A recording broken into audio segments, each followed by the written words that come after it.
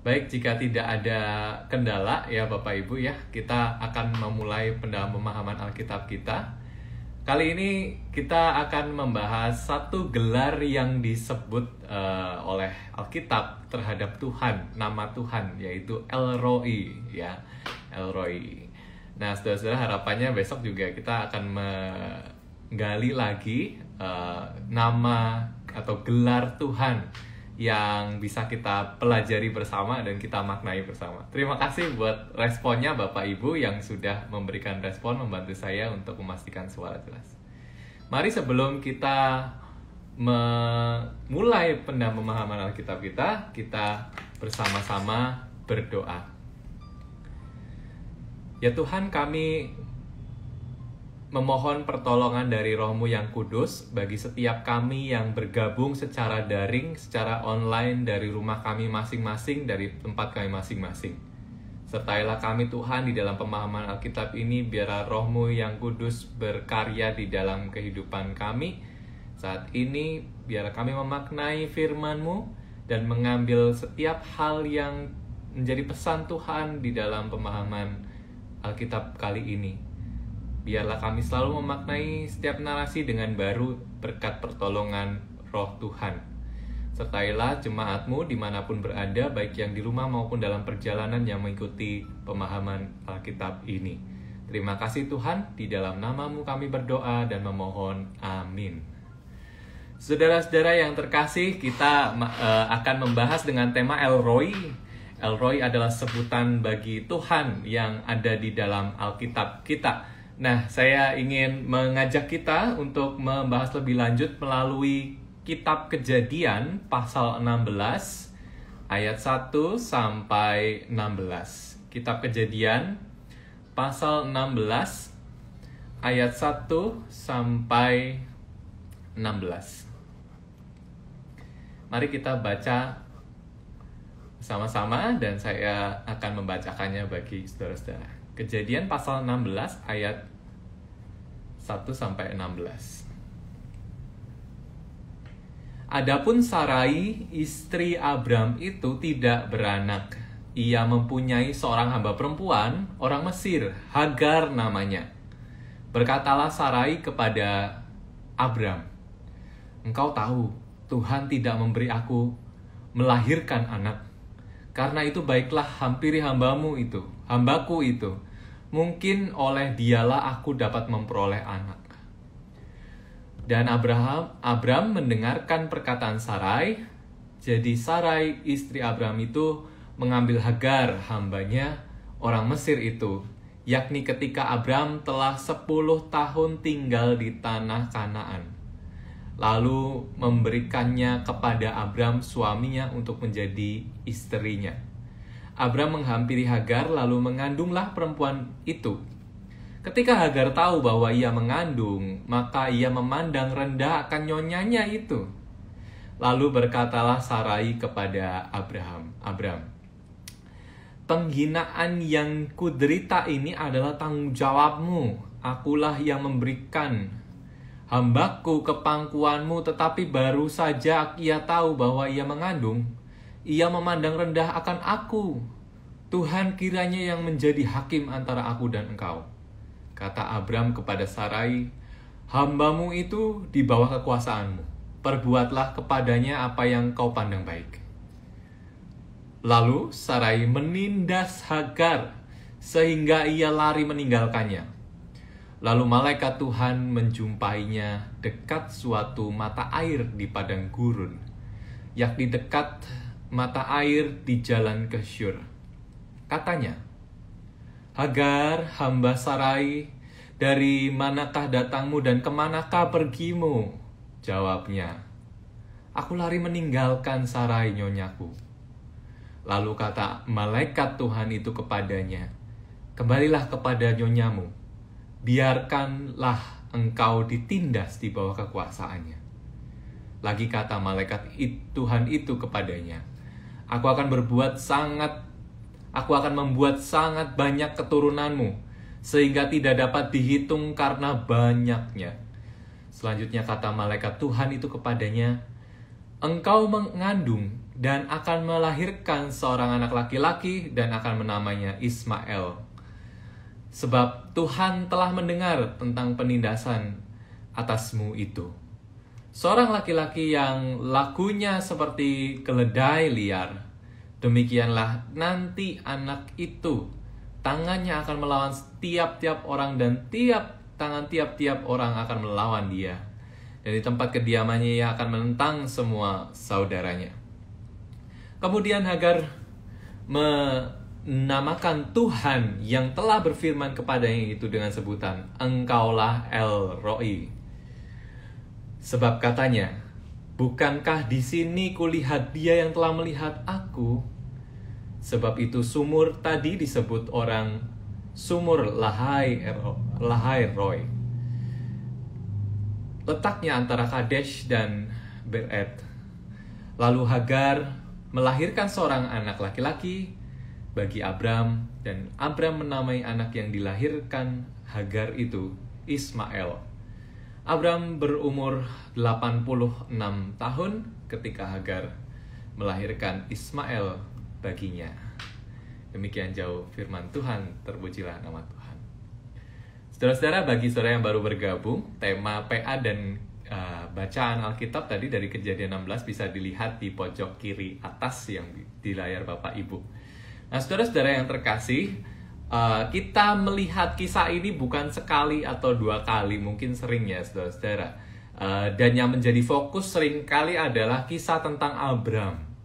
Karena Abram ini dikenal kita sebagai orang Kristen, bahkan bagi pembaca Alkitab yang dibaca juga oleh tradisi Yahudi pada saat itu, saudara-saudara, sebagai sebuah narasi yang penting karena Abram itu adalah bapa dari bangsa perjanjian Allah kepada bangsa Israel. Sangat penting. Jadi narasi-narasi tentang Abram itu cikal mula dan selalu menyebutkan anak Abram gitu ya, bangsa Abram, bangsa Ibrahimik gitu ya, Abrahamik gitu ya. Jadi keturunan nenek moyang itu sangat penting bagi identitas bangsa Yahudi. Nah, saudara-saudara, menariknya pada saat ini di Kejadian 16 tidak hanya menceritakan tentang kehidupan Abram saja sebagai center atau sebagai sentral, sebagai pusat. Tetapi kali ini kita melihat tokoh lain yang bukan siapa-siapa, saudara-saudara. Kenapa saya katakan bukan siapa-siapa? Nanti kita akan lihat Hagar di dalam pemahaman tertentu pada saat itu. Nah, kita harus melihat pada saat itu. Kalau sekarang saya bilang bukan siapa-siapa, bukan berarti saya merendahkan tokoh Hagar ini, atau kita merendahkan tokoh Hagar, tetapi pada saat itu, peranannya bukan peranan yang penting di dalam narasi-narasi, atau peranan yang penting bagi sebuah keluarga dari tradisi keluarga Abram ini. Nah, saudara-saudara, kita melihat tokoh yang bernama Hagar, ya saudara-saudara. Nah, siapakah sebenarnya Hagar ini? Saudara-saudara tentu akan mendapati di ayat pertama, saudara-saudara, dia seorang Sarai istri Abraham itu menerangkan Hagar ini adalah hamba perempuan. Tentu saudara tahu kalau orang mengatakan hamba perempuan berarti seorang yang membantu area domestik atau area rumah gitu ya. Setiap hal dibantu oleh seorang hamba gitu ya. Nah, hamba ini tidak bisa naik kelas loh, saudara, kecuali dibebaskan. Nah, hamba perempuan, nah saudara-saudara, ada double minoritas di sini ya, hamba dan juga perempuan. Seorang hamba perempuan, nah, seorang hamba perempuan ini biasanya diambil atau dibeli oleh sebuah keluarga untuk dipekerjakan begitu ya. Nah, ini adalah Hagar ini bukan hanya sebagai seorang hamba perempuan yang dipekerjakan, tetapi dia aslinya adalah bukan dari kalangan Abram sebagai nenek moyang bangsa Israel, atau sebagai garis keturunan keluarga Abram ya, yang sama gitu. Tetapi ternyata saudara-saudara, Hagar ini adalah orang Mesir. Di ayat pertama kita mendapati itu ya. Apa sih artinya jadi orang Mesir di tengah kehidupan itu? Nah, orang Mesir ini berarti yang disebut-sebut juga dengan orang asing. Ketika di Alkitab saudara-saudara akan mendapati banyak keterangan begitu ya, orang asing ya, kepada mengasihi orang asing ya, menampung orang asing, menerima orang asing. Nah ini kata yang sangat kuat. Nah ini ditujukan kepada orang-orang yang bukan sebangsanya gitu ya. Ya sebangsa yang dimaksud adalah keturunan Abraham itu, atau paling tidak keluarga yang jadi garis keturunan Abraham. Jadi satu, dia hamba perempuan. Dua, dia adalah orang asing atau goyim bahasa Ibraninya. Nah, goyim itu selalu bekerja penuh kepada sebuah keluarga dan fungsinya hanya membantu saja, tetapi tidak diberikan peranan apapun selain itu. Tidak dijadikan keluarga dan sebagainya. Tentu beda dengan yang sekarang, saudara-saudara. Kalau kita bayangkan seorang asisten rumah tangga, tentu kita sangat menerima dan jadi bagian dari rumah, dari keluarga bahkan gitu ya. Makan bersama itu biasa. Tetapi dulu enggak, saudara-saudara. Ini adalah kekurangan dari sistem sosial dari dulu gitu ya. Satu, hamba perempuan. Dua, dia adalah seorang Mesir. Nah, problemnya adalah pertama kali di dalam narasi ini, selalu di dalam narasi Abraham, dia kesulitan, Sarai ini kesulitan untuk punya anak. Dan di usia yang sangat tua ini sudah hopeless, sudah putus asa. Ya, beberapa waktu lalu saya pernah cerita juga tentang mujizat atau perjanjian yang dibuat Tuhan kepada keluarga Abraham, yaitu mempunyai anak bernama Ishak gitu ya, yang dikatakan karena tertawa gitu, karena Tuhan membuat aku tertawa, ada makna di balik namanya itu. Nah, saudara-saudara, ternyata ini kisah yang sebelum itu. Nampaknya Sarah ini memang sudah hopeless gitu, putus asa. Nah, hopeless putus asa ini tiada harapan untuk melahirkan anak. Kenapa penting? Karena bagi kehidupan keluarga keturunan Abraham ini ya, yang nantinya jadi bangsa Israel, dalam tradisi itu mempunyai anak tentu adalah sebuah kebanggaan luar biasa gitu ya. Karena ketika keturunan putus itu ada hubungannya dengan, mereka langsung menghubungkan dengan, kita tidak terlalu diberkati oleh Tuhan. Nah itu dalam alam pikir orang pada saat itu seperti itu. Jadi kita kayak nggak diberkati Tuhan kalau nggak punya keturunan. Pada saat itu seperti itu pemahamannya Bapak Ibu.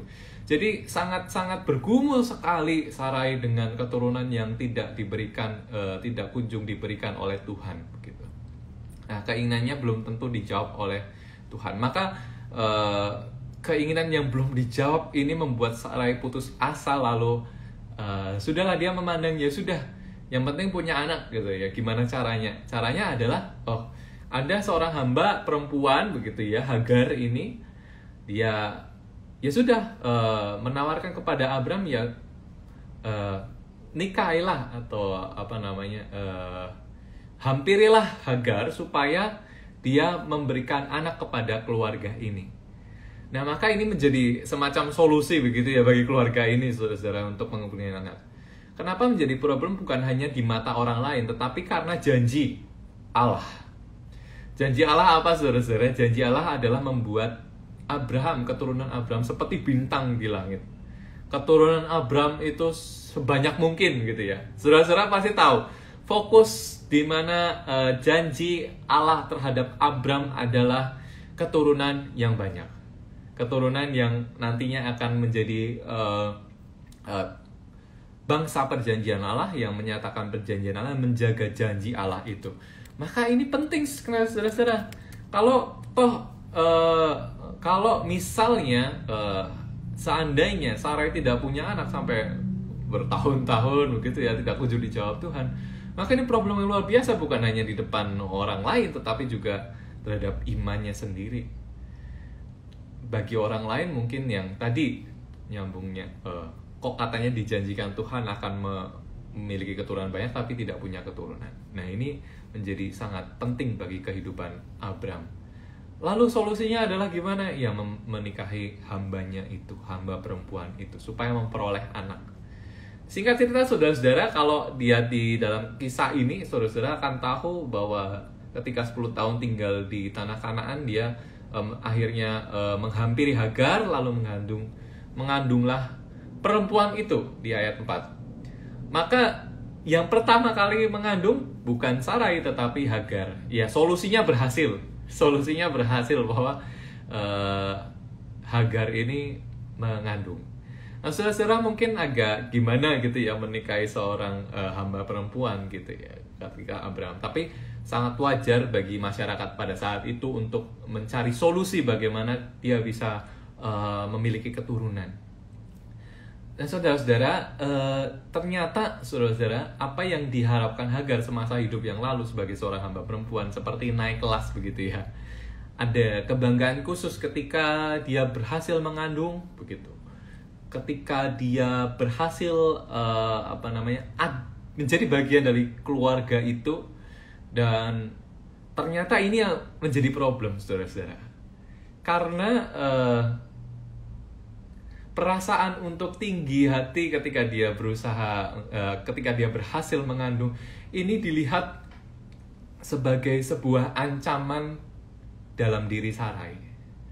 Nah, saudara-saudara, bagi kehidupan seorang keluarga yang poligami seperti ini, saudara-saudara, di zaman Alkitab tentu tidak mudah gitu ya, karena seperti ini yang dijadikan kasus. Maka kita tidak meneruskan apa yang menjadi tradisi yang lalu, saudara-saudara, karena ada pembaruan bagaimana Alkitab menjawab kasih yang begitu serius terhadap satu orang. Nah, inilah yang menjadi problem bagi mereka, akhirnya tidak bisa menyatukan hatinya. Antara Sarai melihat bahwa Hagar ini tidak memandang baik lagi seperti dahulu.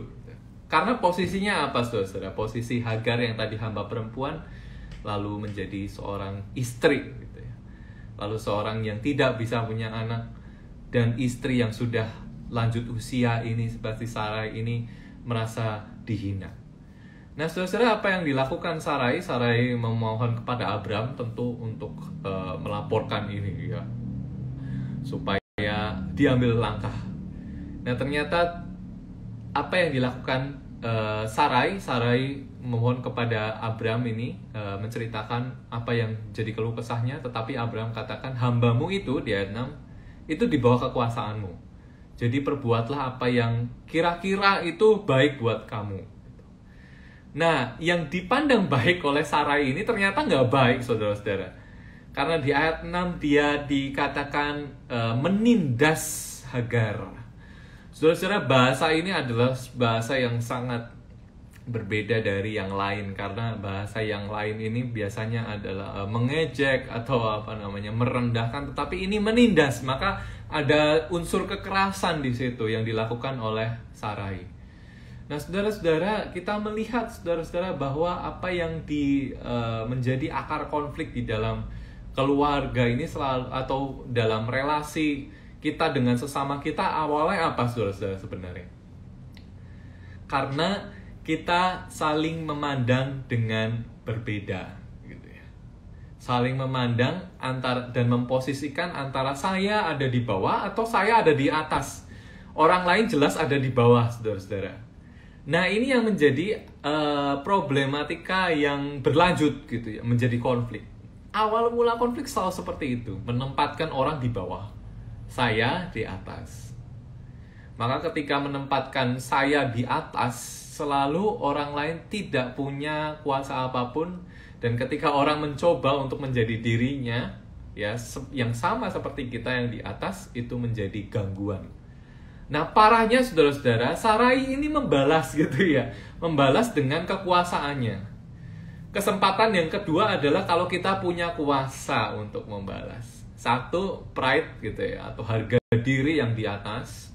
Yang kedua adalah kuasa. Sarai mau gimana pun adalah bosnya hamba ini, bosnya Hagar. Maka itu adalah kuasa yang sesungguhnya bisa dipergunakan dengan baik, tapi tidak digunakan dengan baik. Malah justru kuasa itu untuk menindas seseorang, melakukan kekerasan pada seseorang. Di manakah posisi kita sekarang, saudara-saudara, di dalam pekerjaan kita, di dalam keluarga kita? Apakah kita memposisikan sebagai kepala keluarga, atau di dalam pekerjaan, dalam jabatan tertentu yang tinggi? Nah, apakah, kalau kita boleh refleksikan, apakah kita menggunakan jabatan itu, posisi kita, kekuasaan kita dengan baik? Kalau ada yang menganggap remeh, tidak respect, dan segala macam, apakah kita seperti Sarai itu ya? membalas dengan bukan hanya dengan apa yang seperti yang dia lakukan, seperti yang Hagar lakukan, hanya mungkin secara verbal gitu, tetapi menindas saudara, ada unsur kekerasan juga fisik. Nah, saudara-saudara, problem ini saudara-saudara berujung pada pengusiran Hagar. Hagar tentu tidak betah di rumah dan ini sebuah kekerasan dan ia memilih untuk lari dari tempat itu dan diusir, meninggalkan rumah itu. Dia menuju ke padang gurun yang sangat tidak mudah, meninggalkan rumah itu dengan perasaan yang tidak mudah, lalu juga meninggalkan ke posisi tempat yang juga tidak mudah, yaitu padang gurun. Nah, saudara, kalau melihat di film-film pasti dia merasa kekeringan dan segala macam, itu adalah imajinasi, tetapi inilah yang juga pergumulan. Di masa lalu, tempat sebelumnya dia mengalami penderitaan, di padang gurun dia mengalami penderitaan. Tetapi saudara-saudara, yang menjadi fokus adalah ketika malaikat Tuhan menjumpai dia di dekat suatu mata air. Nah, di dekat mata air itu bukan karena Hagar kekeringan dan kesusahan karena tidak ada air, karena di situ ternyata di ayat 7 saudara-saudara akan mendapati di situ ada mata air, saudara. Jadi di film-film ternyata tidak terlalu tepat dengan apa yang diceritakan di Alkitab. Kesulitan dia adalah bergumul di dalam batinnya, kesulitan untuk mau kemana setelah ini, setelah saya merasakan penderitaan yang lama. Maka malaikat Tuhan menjumpainya dekat mata air di gunung. Lah, di mata air itu malaikat Tuhan itu ya disebut malaikat Tuhan di dalam bahasa Yunani, karena di Alkitab Perjanjian Lama juga ditulis dengan bahasa Septuaginta, saudara-saudara. Itu bahasa Yunani yang ditulis dalam terjemahan lain gitu ya. Nah, artinya malaikat adalah angelos ya, ada yang sebut juga angelos, itu dikatakan sebagai utusan Tuhan untuk menyampaikan sesuatu, pasti menyampaikan pesan Tuhan, bahkan itu adalah perkataan Tuhan sendiri. Nah, saudara, apa katanya? Dia tanya, bukan langsung memberikan ayo Hagar semangat atau tidak, enggak, tanya, saudara. Pertanyaannya ada di ayat 8. Tanyanya seperti ini. Hagar, hamba Sarai, dari manakah datangmu dan kemanakah pergimu? Saudara-saudara, lihat pertanyaan ini. Dari manakah datangmu dan kemanakah pergimu? Pernahkah saudara mengingat-ingat kapan saya beranjak dari suatu tempat dan masih dalam perjalanan? Kita belum punya rencana apapun tentang masa depan, tapi ditanya, kamu mau kemana? Dan dari mana? Gitu. Nah, seringkali kita ditanya seperti itu ya, saudara. Dan ini yang juga pertanyaan yang penting, dan itu menggugah hati Hagar. Karena jelas-jelas dia tidak, uniknya malaikat Tuhan ini, ya, yang kita percaya sebagai perantara Tuhan untuk menyampaikan maksud dan pesannya itu, saudara-saudara, dia tidak menanyakan keadaan pada saat itu, the present. Apa yang terjadi pada Hagar. Tetapi berangkatnya dari mana? Dia mau menandai suatu titik di mana itu dimaknai sungguh oleh Hagar sebagai suatu yang baik atau yang buruk. Nah, dari manakah datangmu? Hagar katakan, aku lari dari tempat sarai nyonyaku. Ya, lari dari tempat sarai nyonyaku. Tetapi ketika kan pertanyaannya dua ya Bapak Ibu ya. Dari manakah dan kemanakah? Tapi yang dijawab yang mana, saudara-saudara? Yang dijawab hanya yang pertama. Dari mana? Saudara-saudara, di dalam penderitaan seseorang yang diingat apa, saudara-saudara? Bukan future-nya, bukan masa depannya, tetapi masa lalunya. Yang diingat-ingat selalu masa lalunya. Dan itu yang memberatkan seseorang. Seperti orang lari, tetapi seperti ada yang narik di kerah bajunya yang belakang ini, saudara-saudara. Atau saudara-saudara yang bisa mengendarai mobil, jalan tetapi handremnya itu masih di atas gitu ya. Masih ditarik ke atas gitu. Nggak sadar, saudara, masih bisa jalan tapi seret gitu. Loh, kok seret ya? Kenapa ya? Nah, itu masa lalu. Ternyata yang ada di benak Sarai adalah masa lalunya yang membebani dia. Dan masa kininya yang berat karena masa lalunya. Sehingga masa depan nggak kepikiran lagi dia mau kemana, saudara-saudara. Nah, penderitaan itu membuat seseorang tinggal di masa lalu, dan tidak bisa maju melihat, bukan maju lagi tapi bahkan melihat pun tidak bisa mengungkapkan aku mau kemana, nggak tahu planningnya apa, tidak tahu. Tetapi saudara-saudara, malaikat Tuhan itu mengatakan kembalilah kepada nyonyamu. Nah, ini suatu hal yang penting. Tapi sebelum itu saudara-saudara, kita akan melihat bagaimana respon malaikat Tuhan kepada Sarai ketika Sarai tinggal di masa lalu. Penderitaannya itu begitu dirasakan pada saat itu. Kata malaikat Tuhan ini apa? Kembalilah kepada nyonyamu, biarlah engkau ditindas di bawah kekuasaannya. Loh gitu ya. Malah disuruh kembali kepada nyonyanya Sarai itu yang menindasnya. Tapi katanya lanjutnya seperti ini, aku. Nah, kita maknai aku ini adalah perkataan Tuhan. Seperti nabi-nabi yang mengatakan ya, aku akan apa. Itu kita maknai sebagai perantara menyampaikan pesan Tuhan. Aku di sini adalah Tuhan. Aku akan membuat sangat banyak keturunanmu sehingga tidak dapat dihitung karena banyaknya. Saudara-saudara, kalau saudara membaca ayat 10 ini, saudara ingat apa? Apa yang saudara ingat kalau membaca kalimat ini? Aku akan membuat sangat banyak keturunanmu sehingga tidak dapat dihitung karena banyaknya. Apa yang saudara ingat? Nah, kalau kita baca ini, seringkali kita ingat janji Tuhan kepada siapa? Kepada Abraham. Tetapi saudara-saudara, itu kan yang di dalam memori otak kita, di dalam memori iman kita, hati kita tahu sungguh janji Tuhan itu membuat keturunan yang banyak, berlipat ganda, dan menjadi berkat gitu ya. Melalui keturunan itu siapa? Ya janji Tuhan kepada Abraham. Tetapi di ayat ini merombak ya saudara-saudara, membuka wawasan kita bahwa tidak hanya Abraham saja yang diberikan janji itu saudara-saudara. Tetapi siapa? Sarai. Maaf maksud saya Hagar. Ternyata Hagar juga diberikan janji Allah untuk memiliki keturunan yang banyak dan tidak dapat dihitung jumlahnya. Nah, saudara-saudara bisa mengatakan, ini kan kalimatnya beda, tapi intinya sama. Dia akan diberkati Tuhan dengan keturunan yang banyak. Maka kita bisa memaknai ini sebagai apa, saudara-saudara? Bahwa janji Tuhan terhadap seorang manusia, ciptaannya, itu tidak pilih-pilih. Janji Tuhan tersedia kepada setiap orang. Janji Tuhan tersedia terhadap setiap bangsa. Kenapa saya bilang setiap bangsa?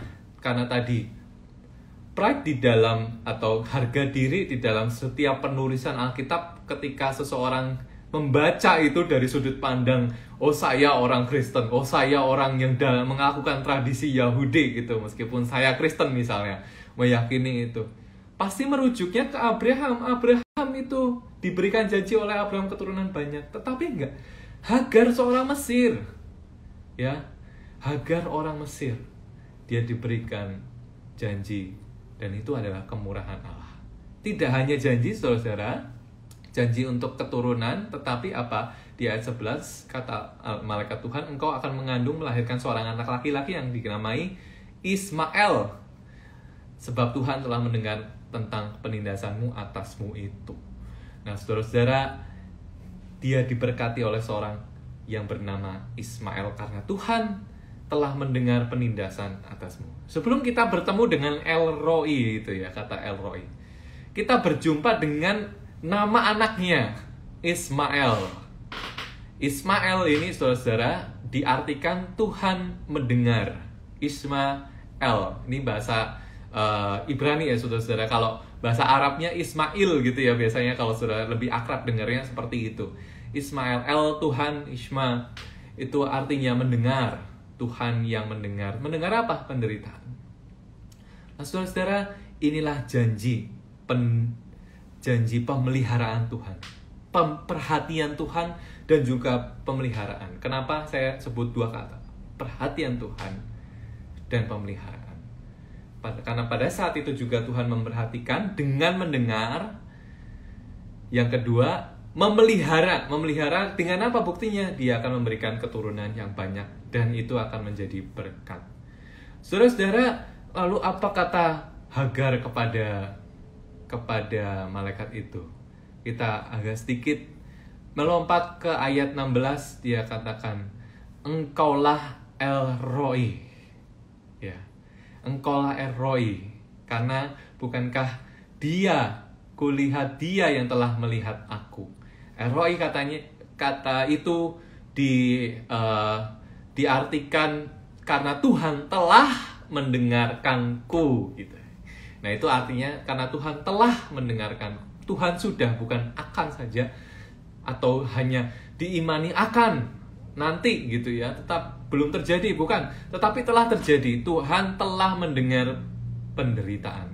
Tuhan telah melihat, Tuhan telah melihat penderitaanku, El Roi. Nah, ini dua kata ini saudara-saudara dari nama Ismail, keturunan, dan ia yang menyebut El Roi ini bermakna sungguh. Saudara-saudara, yang menarik apa? Ketika seorang Mesir, ya, kita kembali lagi melihat identitas Hagar, dia orang Mesir, maka dia tidak menyembah Tuhan yang disembah oleh Abram. Paling tidak, saudara-saudara, kita tahu dia tidak mengenal Allah yang disembah oleh Abram. Tetapi dia berjumpa dengan Allah yang selama ini disembah oleh Abram. Dia melihat Allah. Nah, saudara-saudara, lalu dia tak tahu bagaimana cara menyebutkan, tetapi dia menyebutkan melalui pengalamannya. El Roi, Tuhan melihat dia.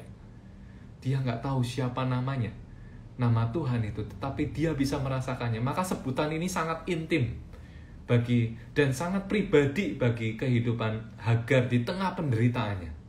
Seorang yang bisa menyebut Allah, bukan dalam arti kurang ajar, saudara-saudara. Ini nama yang diberikan sebagai gelar gitu ya. Kita tahu ada Jehovah Rafa, Jehovah Yireh, dan juga El Roi misalnya. Elohim, El Roi itu gelar-gelar nama Allah. Nah, tapi menariknya gelar ini disebutkan oleh orang Mesir lagi, saudara-saudara. Nah, ini menjadi sebuah terobosan bahwa Allah membuka dirinya untuk dialami oleh setiap orang. Maka, saudara-saudara, yang pertama yang mau kita pelajari dari ini semua adalah apa, saudara-saudara? Allah memandang setiap orang itu dengan setara. Allah memandang setiap orang itu dengan setara. Janji kemurahan Allah, pemeliharaan Allah itu diberikan bagi semua orang, bagi semua bangsa. Kalau ada di akar konflik itu karena orang membeda-bedakan seseorang, dalam arti bukan membedakan karena dia unik atau dia punya jati diri yang berbeda gitu dengan saya, kita harus punya pemahaman itu. Tetapi kita memperlakukan orang lain tidak dengan setara, sesuai dengan posisi di mana kita menempatkan diri kita. Itu membuat sebuah konflik berkelanjutan. Nah, tadi seperti yang kita lihat, Sarai pertama kali memandang orang di posisi lebih rendah daripada dia. Maka ada konflik. Dimulai dari situ. Kalau kita memandang seseorang lain di bawah kita, orang lain memandang kita di bawah kita, akan terjadi sebuah konflik. Tetapi, saudara-saudara, bertentangan dengan cara pandang Tuhan. Cara pandang Tuhan melihat setiap orang, setiap bangsa, bahkan Hagar loh, saudara-saudara, yang selama ini tidak menyembah Tuhan Allah Abram gitu ya, tidak mengenal namanya siapa, diperlihatkan, ditunjukkan kasih kemurahan Tuhan sehingga dia bisa menyebut nama Tuhan dan bahkan berjumpa dengannya. Mulai dari apa? Cara pandang Tuhan yang memelihara setiap orang dengan tulus. Kalau kita lebih terbuka lagi, tadi bagi semua orang, bagi semua bangsa, bahkan bagi seluruh ciptaan Tuhan. Hagar adalah ciptaan Tuhan. Setiap orang yang berbeda, yang bahkan tidak bisa menyebut nama Tuhan itu, mengidentifikasi siapa dia, tapi dia bisa merasakannya. Dia dikasihi oleh Tuhan, seperti Hagar ini. Maka kita pun juga mestinya punya cara pandang yang demikian supaya kita menyerupai cara pandang Tuhan. Nah, saudara-saudara, saya memperlihatkan ilustrasi yang sangat sederhana ini, bahkan mungkin saudara-saudara sering berjumpa dengan ini, saudara-saudara. Saya punya sebuah koin, yaitu ya, koin ya murah Rp1.000 ini, saudara-saudara. Apa yang saudara lihat di layar, saudara-saudara? Apa yang saudara lihat? Nah, tentu karena saya bisa melihat dari layar ini, karena mirroring gitu ya, seperti sebuah cermin gitu, saya melihat ini yang saudara lihat adalah Rp1.000, angka 1.000 ya. Tetapi yang saya lihat nggak 1.000 kok, saudara-saudara. Yang saya lihat itu seperti ini, tokoh pahlawan ya, I Gusti Ketut ya. I Gusti Ketut, seorang pahlawan yang dicatat di dalam dipatri di dalam sebuah koin ini. Nah, saudara-saudara, selalu saya ngotot sama saudara-saudara, bukan 1.000 kok, tapi saya nggak bisa lihat dengan layar ini. Cuma 1.000 kok, ya, bukan 1.000, tetapi gambar orang kok, gambar pahlawan Indonesia kok, gitu. Ngotot, lah saudara juga ngotot gitu ya. Sama-sama merasa benar, bukan pahlawan tapi 1.000 gitu. Jadinya apa, saudara-saudara? Konflik. Tentu berantem gitu ya. Karena apa? Tidak mau saling tahu gitu ya, perspektif masing-masing. Karena saya tidak melihat, saudara juga tidak bisa melihat apa yang saya lihat. Saya tidak bisa melihat apa yang saudara lihat, dan tidak ada komunikasi saling berbagi. Nah, saudara-saudara, dengan mengkomunikasikan itu tentu tidak ada konflik yang berarti. Cara pandangnya seperti cara pandang Tuhan. Ya tadi ya, sangat indrawi. Mau mendengar seperti arti Ismail itu, mendengar penderitaan orang dan melihat penderitaan orang. Mendengar apa yang diungkapkan oleh orang lain, melihat apa yang diungkapkan oleh orang lain. Sudut pandangnya berbeda. Itu yang penting, saudara-saudara. Maka ini semua menandai sebuah perjalanan Hagar yang juga memperlihatkan siapa Tuhan. Gitu ya, Tuhan yang sangat-sangat menerima setiap orang. Itu yang pertama, saudara-saudara. Kita belum selesai, ada satu poin lagi, saudara-saudara. Ketika janji Tuhan itu diteruskan kemana? Di ayat 16, sebab di sumur itu disebut La Hairoi, letaknya antara Kades dan Beet. Lalu Hagar akan melahirkan seorang anak laki-laki dan dinamai Ismail. Saudara-saudara, Ismail ini ditandai oleh nama ini sangat penting, tetapi yang penting adalah ketika kehidupan Hagar juga diperhitungkan oleh Tuhan. Saya agak mundur sedikit, saudara-saudara, untuk memperlihatkan poin yang kedua ada pada ini. Yang tadi saya perlihatkan kepada saudara-saudara, kita kembali lagi kepada kehidupan Hagar di tengah padang gurun ya, pelarian Hagar di tengah padang gurun. Dia ketika malaikat Tuhan itu berkata kepadanya di ayat 9. Ayat 9 katakan yang menarik seperti ini. Kembalilah kepada nyonyamu, biarkanlah engkau ditindas di bawah kekuasaannya. Kalau tadi kita lihat Sarai berhak melakukan apapun atas dasar dia punya kebebasan apapun untuk melakukannya. Tetapi saudara, justru malaikat ini kok suruh kembali. Tetapi disuruh kembali ini, saudara, bukan tanpa apapun yang dilakukan. Tetapi apa yang tadi kita lihat dari nama sebutan Allah, gelar Allah, El Roi, dan juga janji Allah terhadap keturunan Hagar ini yang sangat banyak. Ini menjadi modal kekuatan, keteguhan hati bagi Hagar untuk kembali lagi ke kehidupannya bersama dengan keluarga Abram. Malaikat ini nggak mengatakan bahwa kamu tidak akan ditindas, kamu tidak akan mengalami penderitaan lagi. Tetapi dia mengatakan, kembalilah ke kehidupan dan tantangan yang harus dijalani. Nah, saudara, apa yang kita maknai dari sini di poin yang kedua ini? Bahwa Tuhan sebenarnya tetap ingin kita tidak lari dari pergumulan kita, tetapi menjalaninya. Maka Tuhan meminta kita untuk tetap kembali. Tapi pun kembalinya kita meskipun Tuhan meminta kita kembali menjalani itu, menghadapinya gitu ya, kita diberikan keteguhan hati, penguatan dari Tuhan dengan janji Tuhan yang pasti digenapi. Apa yang digenapi oleh Tuhan kita lihat di dalam diri Ismael. Saudara, dalam narasi-narasi banyakan gitu ya, kita melihat nama Ismael ini sangat buruk gitu ya. Bahkan ada satu penelitian kecil saudara-saudara yang melihat nama Ismael ini, bahkan dia dari sebuah gereja yang memperlihatkan gini ya. Apa pendapatmu tentang nama Ismael?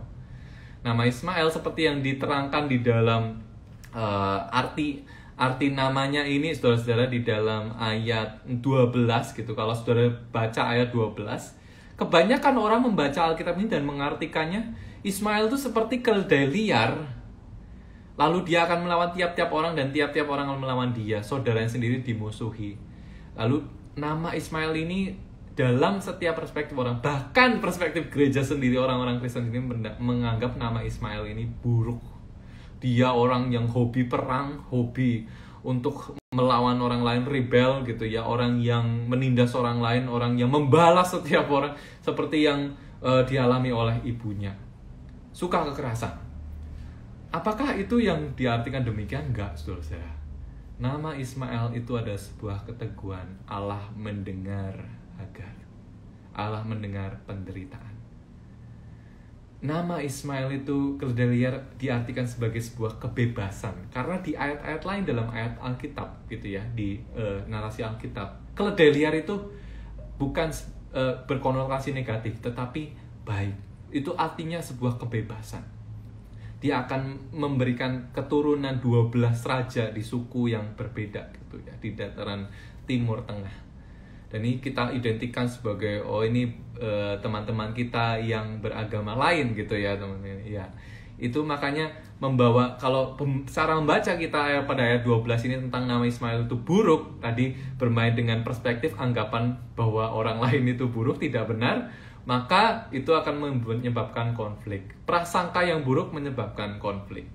Maka kita mencoba untuk melihat sudut pandang Tuhan, bahwa janji Tuhan itu meneguhkan kita kembali untuk menghadapi realita, menghadapi apa yang sungguh kita jalani dan kita mulai di dalam kehidupan.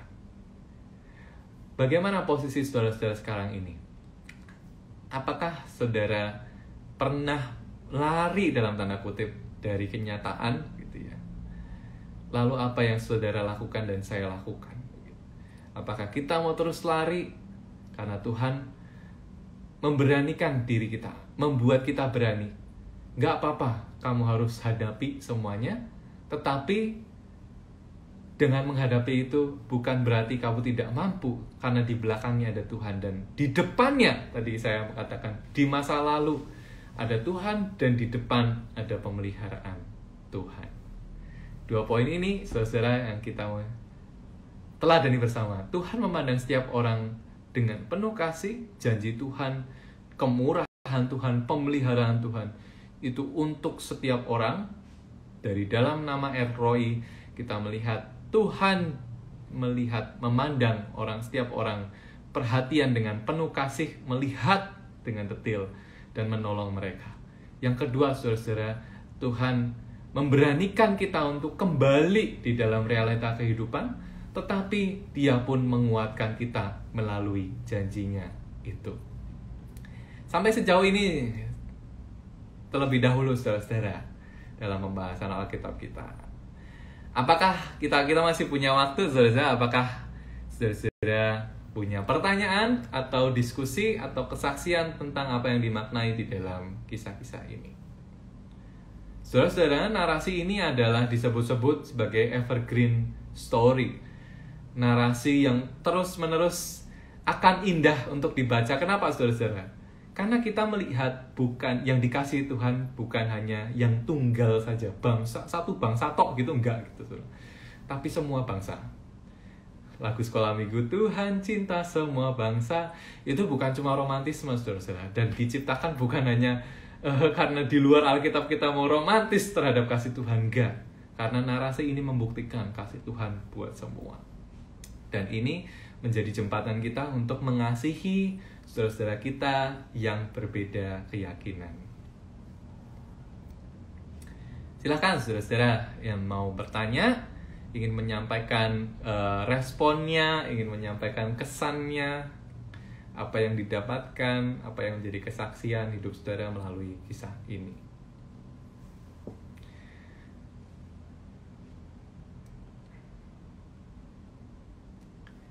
Persilakan saudara-saudara bisa menyampaikan di kolom komentar, saudara-saudara, jika ingin menyampaikan pertanyaan, pendapat, tambahan barangkali atau kesaksian, saudara-saudara, kita akan diperkaya juga dengan apa yang saudara-saudara alami dari kesaksian ini. Mari saudara-saudara, silakan.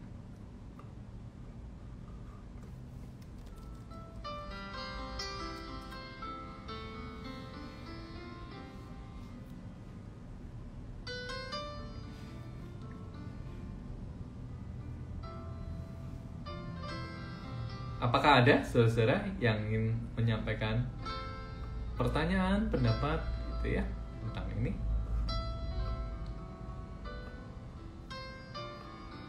Itu kalau ada pepatah mengatakan gitu ya, apalah arti sebuah nama, pepatah itu tidak selalu tepat gitu ya saudara-saudara. Karena justru kita mengenal Tuhan melalui istilah-istilah di dalam Alkitab ini, melalui nama-nama yang dimaknai suku. Dan di dalam nama itu ada kehadiran Tuhan yang dimaknai. Tuhan yang mendengar, tadi Ismael.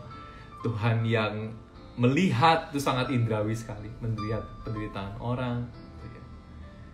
Dan perhatian itu dimaknai dalam nama diri seseorang.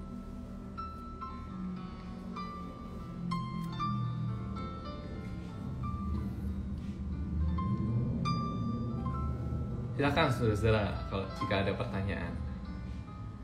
Mungkin saya berikan waktu 2 menit supaya kita bisa berdiskusi jika ada.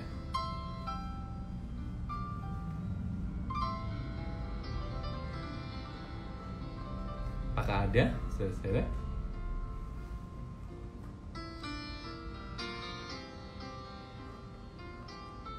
Jadi saya sharing sedikit saudara-saudara bahwa ada sebuah buku yang dituliskan, judulnya menarik, Menggugat Arogansi Kekristenan. Nah, seringkali saudara-saudara seperti yang ada di dalam Alkitab gini, kita secara nggak sadar itu menaikkan harga diri kita gitu loh ya, sebagai orang Kristen. Ya betul, kita umat yang ditebus gitu ya oleh Tuhan Yesus, dikasih oleh Tuhan gitu ya. Tetapi itu bukan berarti kita meninggikan diri lebih daripada yang lain. Karena justru firman Tuhan itu selalu mengarahkan kita untuk meneladani Tuhan, kan, serupa dengan Tuhan gitu ya. Semakin lama menuju imago Dei gitu ya, menuju gambaran Allah. Ya, gambaran Allah adalah cara memandang Allah, cara pandang Allah yang memandang manusia. Semua bangsa itu dengan setara. Dia mengasihi setiap orang, bahkan memelihara setiap orang dengan setara. Itu yang menjadi modal kita untuk memandang yang lain.